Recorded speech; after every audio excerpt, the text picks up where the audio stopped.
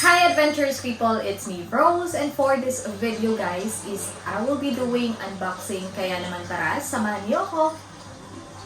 So mga adventurous people, yun nga, we will be doing unboxing and ito talaga yung napaka-trending guys and super viral, hindi lang dito sa Dubai but then sa lahat guys ng panig ng mundo.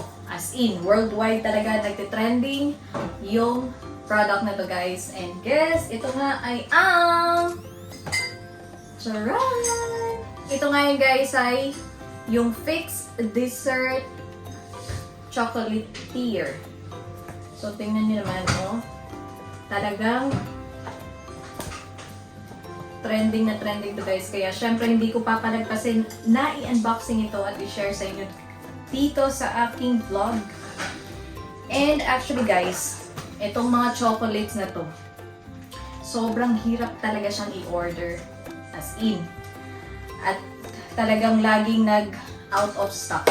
And super napakaswerte dahil meron nga akong nakita na nagbebenta nito dito. But then, yun nga lang yung price niya is medyo mahal na compared sa original price. Kasi yung original price nito guys is around 68 dirhams. And ito is nabili na lang siya ng price na around 75 dirhams.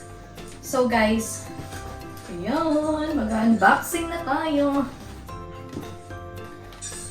So, in 3, 2, 1. Charan! So guys, tingnan niyo naman. Etong isang box na to is, ano siya, 6 bars.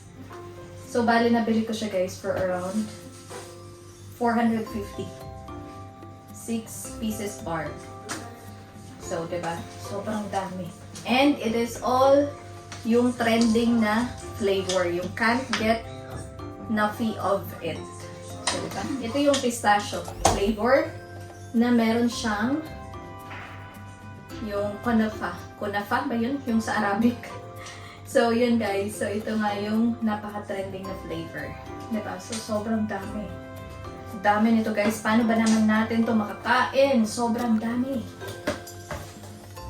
And of course, nag-order din ng ibang flavor. Meron din kasi silang ibang flavors. So, ito. Meron siyang, first is yung Seriously Choosy. Ito. And then, butter. To be safe than salty. And then next is Mind Your Own Biscoff. And then Pick Up Pretzel. So ito guys, yung iba pang flavor na meron din sila. So ayan, aside dun sa kunafa, pistachio. Syempre ito din is ibang side na flavor na pwede mo rin siyang i-try. So ito guys, so bale, all in all, sobrang dami, 10 bars talaga ang nabili. So ito guys, syempre, sasabihin ko na sa inyo guys, it's a prank. Hindi pala to sa akin guys, you know. So actually guys, pinabili lang to sa akin. And then of course, syempre, i-check ko na lang din sa inyo kasi ako naman ang nag-arrange nito kung paano ko siya ibinili. And of course, para may idea din kayo kung magkano talaga tong trending na chocolates dito sa Dubai. And also kung gaano talaga siya kahirap bilhin dito sa UAE. As in, lagi talaga siyang sold out. As in, box office queen talaga yung chocolate na to guys. So mga adventurous people, syempre hindi ko talaga makakain yung isa sa bar na to guys. Kasi hindi naman to sa akin. And this is only pinabili lang sa akin. So diba? So at least na-share ko sa inyo kung magkano talaga ang presyo nito. And ma-compare nyo din guys kung magkano talaga yung presyo dyan sa Pinas. Kasi syempre naman yung mga pasabay, diba? So yung price is meron talagang napakalaking difference. Kasi nga, syempre, pinadala pa nila yun at kinarga pa nila sa pag-aay nila and also binayaran pa nila.